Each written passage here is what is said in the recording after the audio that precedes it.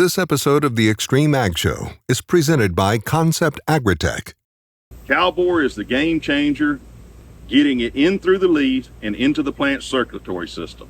That's why this product is so effective at delivering both calcium and boron to plants at critical times when they need it the most. Whether you call them crop dusters or aerial applicators, there's no mistaking the value they bring to agriculture. When a field needs an application, that's where these brave pilots step in, covering more acres in a few hours than a ground sprayer can do in a day. There's no autopilot to lean on. The aircraft is constantly being maneuvered by the pilot, dodging trees and power lines, while precisely applying their payloads from about 8 feet off the ground. I'd say it's a dangerous job, but anything can be dangerous. I would 100% say that it's a dangerous job, but I kind of have a motto is number one is always safety. Yeah, it's dangerous. But the idea of being a daredevil is not what this is about. Most people say I'm crazy. I'll have people in public all the time, so you're that guy that almost hits them power lines every time? I'd say I'm crazy too for doing it, but it is what it is. So to the people that say that you have to be crazy, I would have to agree. Yeah, this is what I've wanted to do since I was a little kid, always growing up around planes. When I was 11 years old, they started teaching me to fly.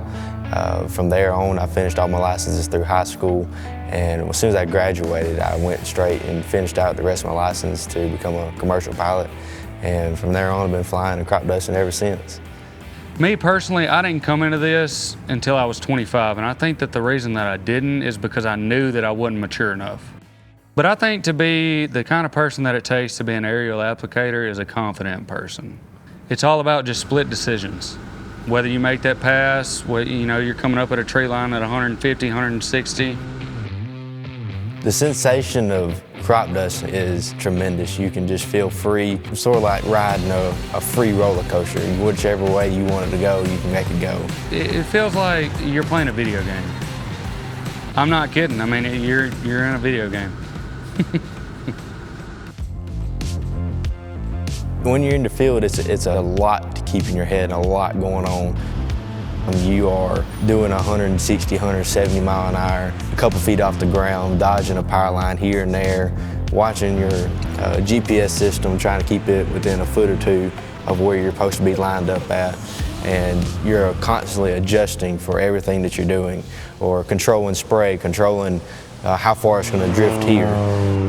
To control the drift, I'll tell you 100% is experience. We have to account for the drift of probably, I would say, a half a mile. And a lot of people think that tree lines will stop it or buildings will stop it, and that's not the case. People ask me how I get so low to the ground, and it takes a while to get that sight perception of what is too low, what is too high. And that altitude changes between the crops. So in a cotton crop, I'll fly a little bit lower. In a corn crop, I'll fly a little bit higher. It's all based off of the top of the crops, what your sight picture perceives at.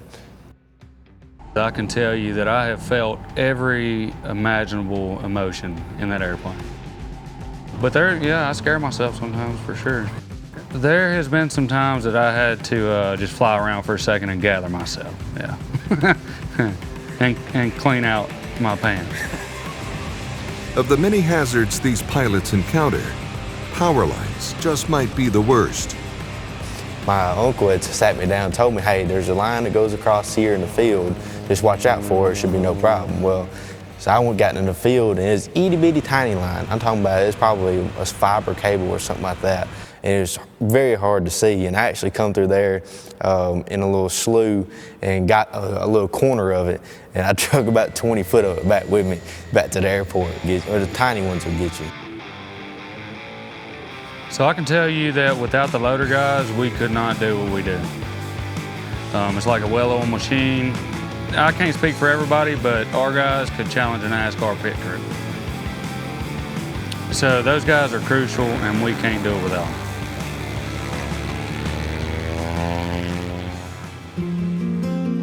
If I could go back and change anything, I wouldn't change a thing at all. I would keep doing the same thing I'm doing now, and I'd make that same choice over and over again.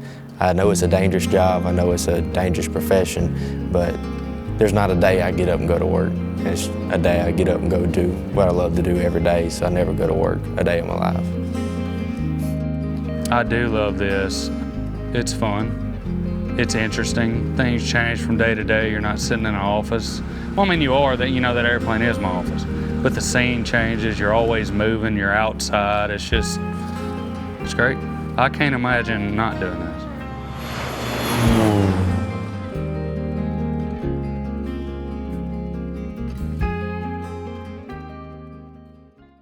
Amino Grow is an exciting new product put out by Concept AgriTek. What we've seen is an increase in fruiting sites as well as branching, and this has equated to yield.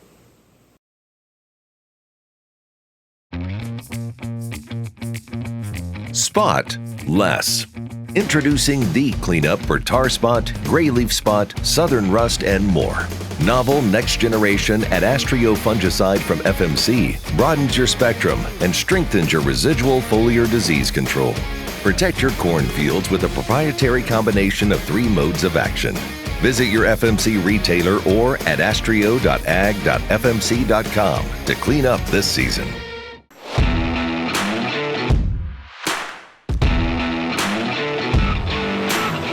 Introducing Demco's newest dual auger grain cart design. Now equipped with the front folding auger and available in right side or left side unload options. Featuring Demco's corner auger design for optimal visibility. With a 22-inch vertical auger, unload at speeds of 600 bushels per minute. Demco. Outpace harvest time every time. Some farmers I know swear by a name. Say they'd never operate anything else. Well, here are a few names for my Fendt 900 tractor. Fuel Saver, Time Maximizer, Game Changer. I like those names.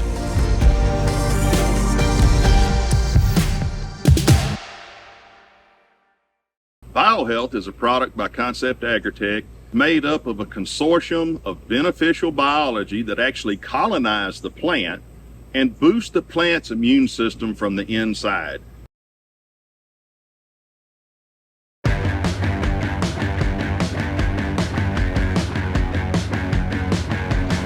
I'm standing in a field where tile drainage was recently installed. If you've heard the guys talk about tile drainage, you're probably saying, what exactly is that? If you see a field that looks something like this during the non-cropping time of the year, you're probably saying, what just happened? On 20-foot centers, tile drainage has been installed in this field. What does that mean and why do we do it? We put in drainage to make the fields more productive. Underground little pipes that suck the excess water out of the soil, run it away to a drainage, and make it so that then we can grow crops. Why did it get the name tile drainage when today it's made out of perforated plastic pipe? It's because in the old days, we used to take clay, form it into cylinders, 4 inches, 6 inches, 8 inches in diameter, and about 1 foot long. Put them in an oven and bake them. Human ditch diggers would go out then, dig down 3 feet, place the tile in there on a 1/2 inch to a 1/4 inch apart from one another, thereby creating a seam for the water to get through the soil profile and exit the field. We still call it tile drainage, even though today it's perforated plastic pipe. In this case, installed on 20-foot centers. You might see a field that was installed on 40-foot centers or even 60 or 80-foot centers. It really depends on the amount of water we're trying to get rid of. Main goal is to make the field more productive and get rid of water that, instead of drowning out the crops, nourishes them and then works its way off the field. Now you understand tile drainage.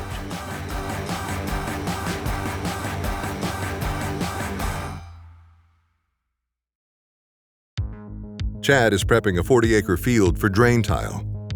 It's no small project, and like most other things in farming, nothing is as easy as it seems. So what we're learning here in the South as we start tiling is that most of the areas we need tile requires a lift station. And on this one particular farm here, I'm gonna have 4 lift stations down. They've hit a snag. So when we rolled up today, you know, these boys like, hey, we're 1.5 feet off of 0 of where the tile line needs to be. They move nut. Well, more like they've hit a rock. And I'm like, what's the problem? We've hit solid rock. I said, oh, we'll just scratch through it. Like some of it's certain rock, limestone, some of it's not certain rock. So they put the scratch on and said, you out. And Chad needs to figure out something quick. We're 1.5 feet from depth. Do y'all have a small machine with a hammer on it? How quick can he come out here? We have two choices. We can cut the bottom of that pipe and put it back together, you know, or we can rent a hammer and knock the bottom out of this thing. Where's that put us in here?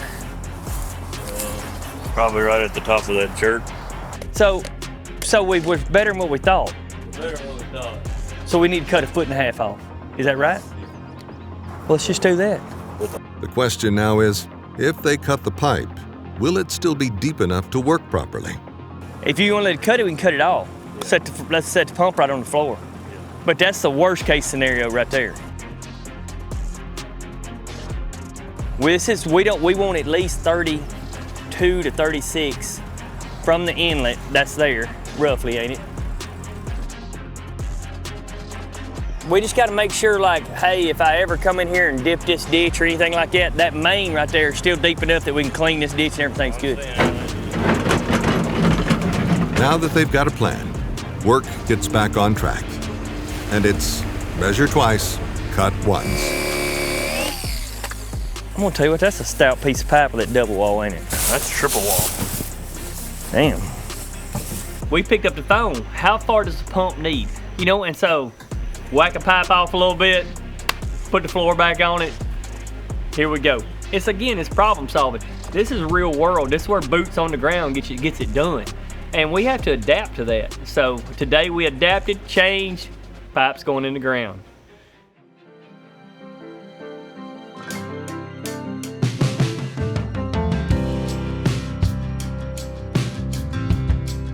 So the deal we got going, you know, is landlords will have these duck holes, you know, and it'll be 40 or 50 acres that needs tiling, and it's also a duck hole. It's for their recreation, you know, it's for their families, and that's what it's all about, you know, is the relationship with landlords and families and hunting and farming, you know, and being stewards of the land. So we're going to build something here that's better than when we got it, you know, and that's what the tiling's going to be for us. So when we set this lift station in there, we need to back it up the hill a little bit. We got to pump it over the levee. It's going to be like if we would have done that, when they roll in there and we go shooting ducks in December and January, it's going to be like, hey, what's that big white thing there? Well, it's the top of the lift station, you know? So anyway, so we had to move the lift station back. But, you know, it's the struggle with everything we do as farming, you know? There's no cookie cutter designs like they have in other corporate world, you know. This is like, we're problem solvers every day as farmers.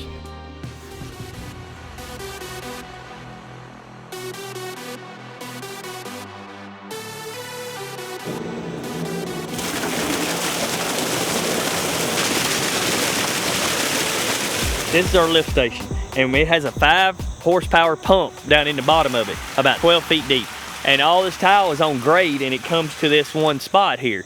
And then the pump pumps it out, and we put it right back down into the woods, you know, or wherever, down the ditch, you know. But we're monitoring this all the time. So you'll see the solar panel behind it. It's monitored through Aquarius, and it has a flow meter on it as well. And so even the people at ADS can see how much water we're pumping. We're recording the water. We're testing the water. We want to know everything that's going on and how much water we're moving in different months of the year. You know, so all that's being recorded all the time. So this farm is irrigated and it's tiled. So what this boils down to is we're making it rain on top with a pivot, and then we're sucking the water out the bottom with a pipe.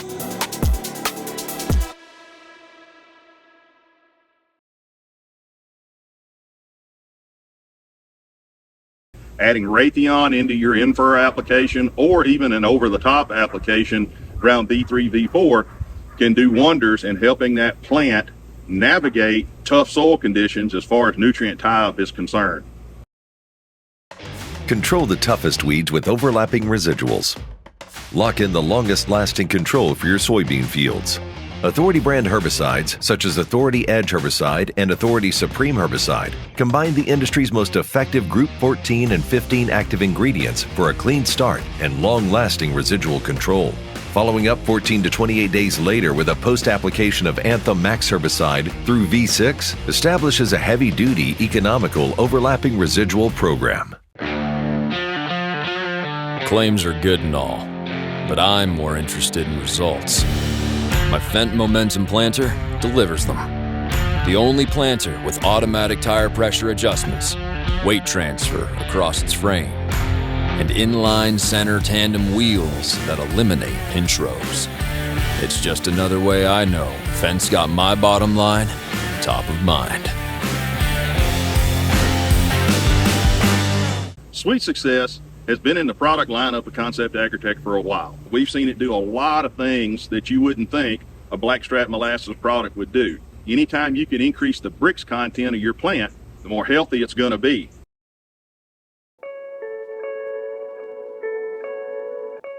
At the heart of farming is family, often many generations deep, connecting the past with the present while laying the groundwork for the future. A future that takes the prevailing wisdom and dares to challenge it. As a farmer gets older, they can see the sun setting on their tenure with the land. The question is, will their children pick up where they leave off and stay with farming? It's hard for a sapling to grow when you have an oak tree that's standing over top of it shading it out. So they got to have their day in the sun. You can only teach them everything that you know, and then when they make up their mind that they're ready to go do something different, you got to be okay with it, and I'm okay with it. Would I like us all to continue to just stick together and stay and farm together? Yeah, sure.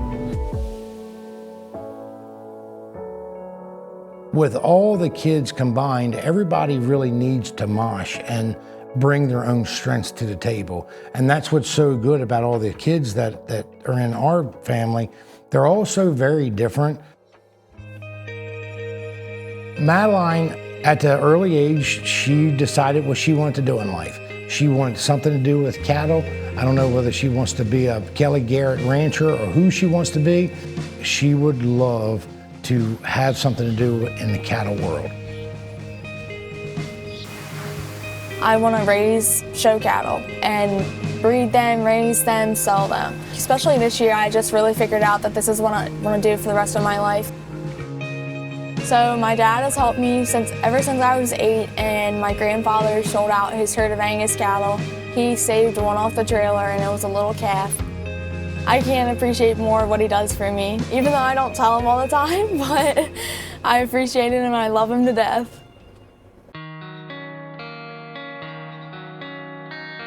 I'm Morgan Rhodes. I'm 27 years old. I'm the oldest daughter of Temple, and I actually just finished dental school about a year ago. Growing up on the farm taught me a lot of things. I think it taught me work ethic is like the strongest thing. It taught me a lot about commitment, and it taught me a lot about the importance of family. Getting to work with your family is something that I think I definitely took for granted. Now that I don't work with my family every day, you realize how much you miss it.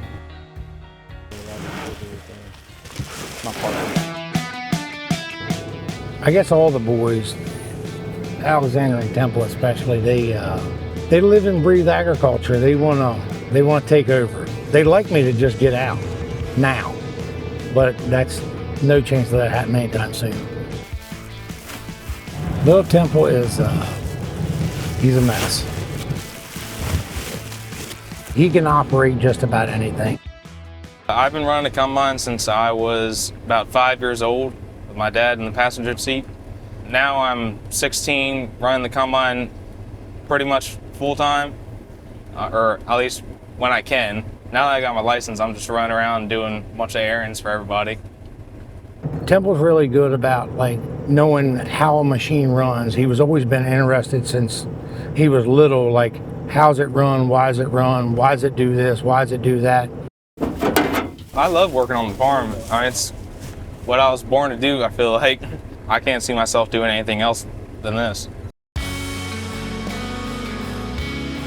I've known Alexander since he was 2 years old. I met his mother and his father when he was little, and ever since the very first day that I met him, all he could do was live and breathe tractors. Alexander's mom and I, we ended up getting together and getting married. Him and my mom, that's all I remember. So, I mean, he is my second father, and he's always been. Not to take anything away from my real father, I love my real father very much, but yeah, he's every bit of another father to me, and I can't thank him enough for everything that he's done for me and getting me to where I am today. Alexander has never breathed in a moment in his life where he ever wanted to do anything else but agriculture. Work till midnight, back up 6 o'clock. It don't matter. There's just something about it I can't get enough of, and I've always been like that. I always have. I don't know if I'll ever change, to be honest with you. I want to make it like Dad made it for me, where we will always farm together. We're never separated as a family. We just continue the process. Yes, you have your own business, but we all will always farm together. And I just hope that one day I could be, just as good as he is, or hopefully I can get there one day. We'll see. And I might be already better than him. You never know.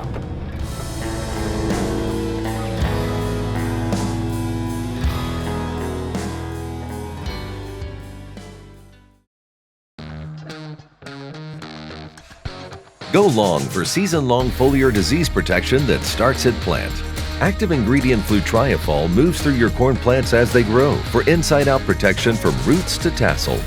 A single at-plant application provides comparable performance in corn yield protection to that of VTR1 foliar fungicides against diseases like gray leaf spot, northern corn leaf blight, common rust, and more.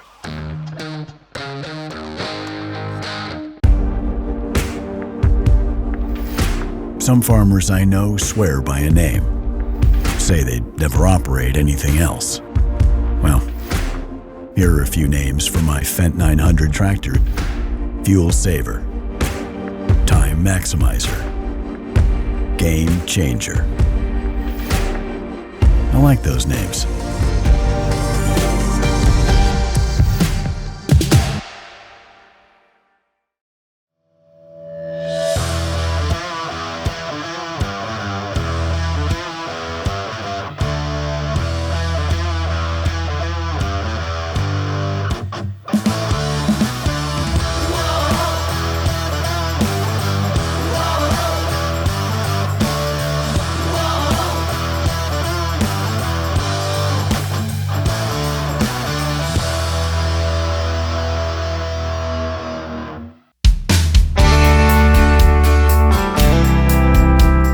So we're here today in DeShay County at our main headquarter farm, and we've got a special guest today, Bert Riggin. He's the Director of Agronomy for Concept AgriTek, and today we're here looking at a new product. AminoGrow is a new product that we started playing with last year. The reason why we wanted to develop this product is that we felt like we had soybean fertility fairly well worked out later season. What we were missing was earlier season development. We felt like maybe we were missing some windows. And one of the things we're seeing here now is we see a little bit better root development, a little bit better nodulization. And from my last visit here, we were able to see that we have more fruiting sites with the AminoGrow after just that one application compared to the control, which is untreated. So one thing I've seen on the second plant pool is it was so far from one to the other. It was daylight and dark on the first pool, which was 10 days ago or so.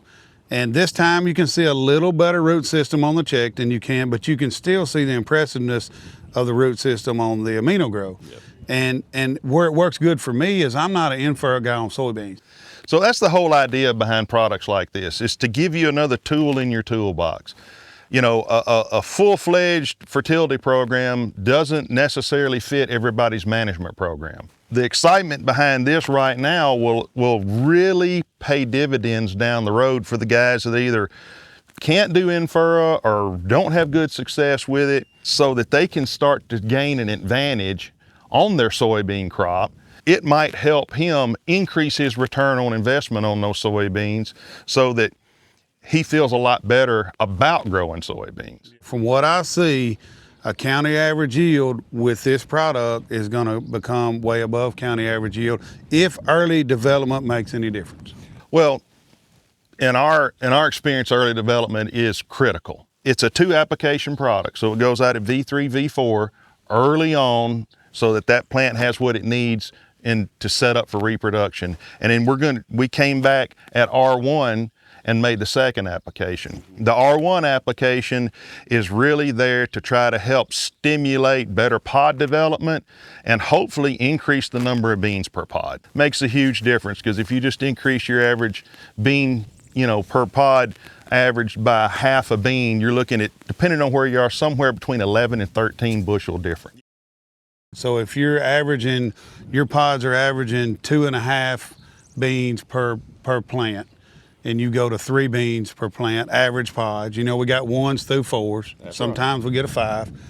I see what you're saying. That's huge, and it's a minimal amount of input for a maximum amount of return. That's right. That's the hopes and goals for this product. Explain the economics behind what we think we're seeing with this, if this works like we think it will work. Just to cover the cost of the product, all you have to do is be around that 2 bushel or slightly under per acre increase.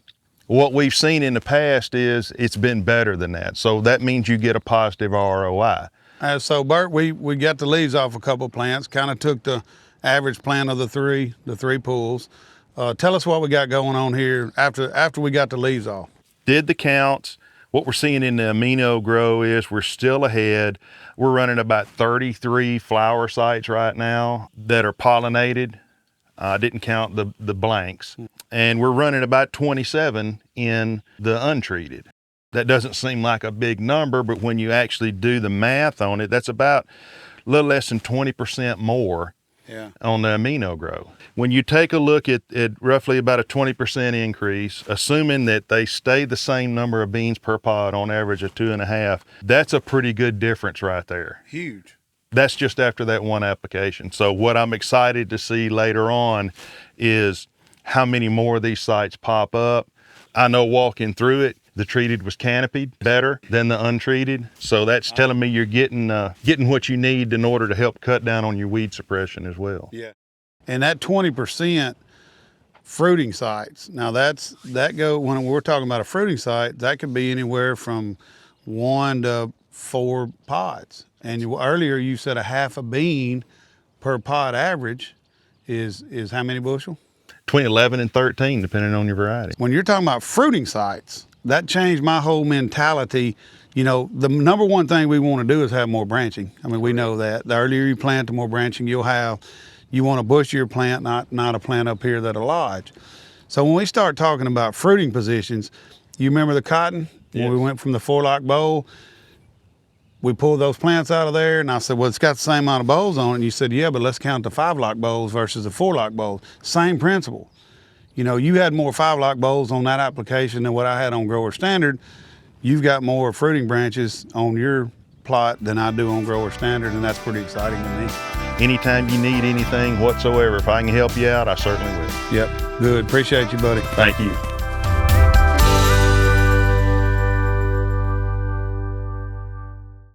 It changes everything, so says Indiana corn grower Nathan Davis about innovative Xyway LFR fungicide from FMC. Xyway brand fungicides are the first and only at-plant corn fungicides to provide unprecedented season-long inside-out foliar disease protection. Precision is understanding the potential hidden within. Decoding the specific nutritional needs of your crop. Maximizing every nutrient and getting the most out of your yield. We break down the science in a way that works for your crops and for you. Apply less and expect more with Precision Crop Nutrition from Agro Liquid.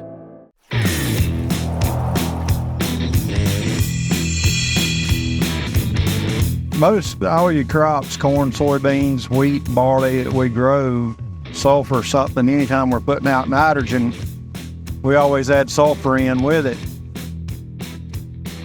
We use sulfur nowadays a lot on our soils to amend the soils. Soils can get out of balance. So if you got cations, anions, or cations are your positive charge, anions are your negative charge, and everything tries to balance. And sometimes we get cation dominant, calcium, magnesium, get full in the soil, and can really have negative effects. So we use sulfur products to help amend the soil, to help heal it, and make it get more plant nutrients available when we can balance the soil better. In turn, helps the plant pull more nutrients in instead of pulling just what's available.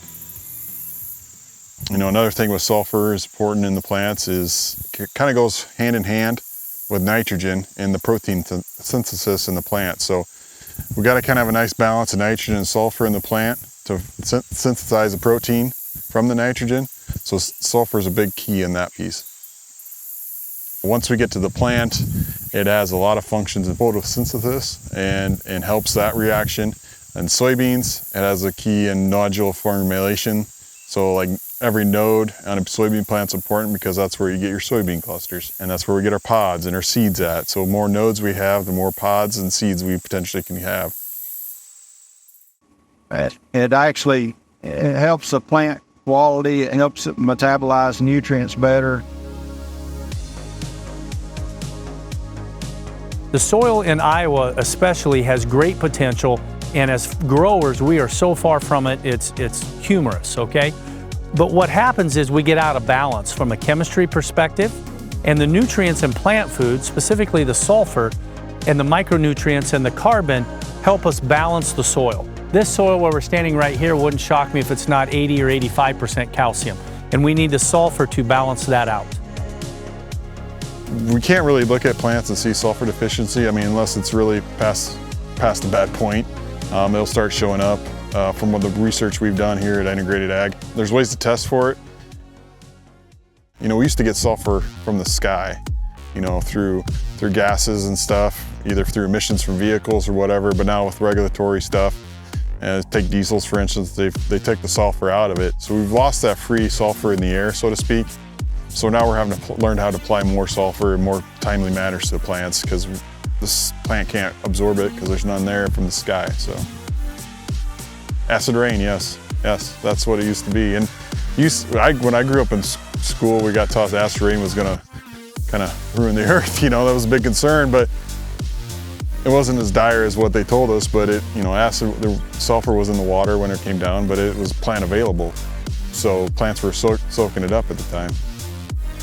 So we don't put any nitrogen out now that don't have sulfur to it. You know, whether it's liquid nitrogen, it's 28005. When you look at the ratios in a tissue sample, you know, and you'll see they want a 10-to-1 ratio of nitrogen to sulfur. You know, it's what's needing to carry that plant further.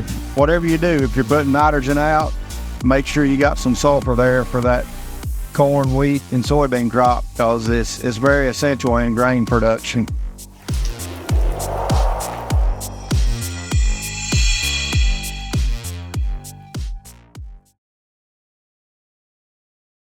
On the next Extreme Ag Show.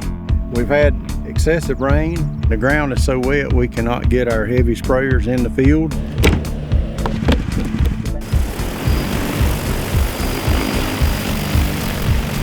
Technology's great, so we're going to see how this works.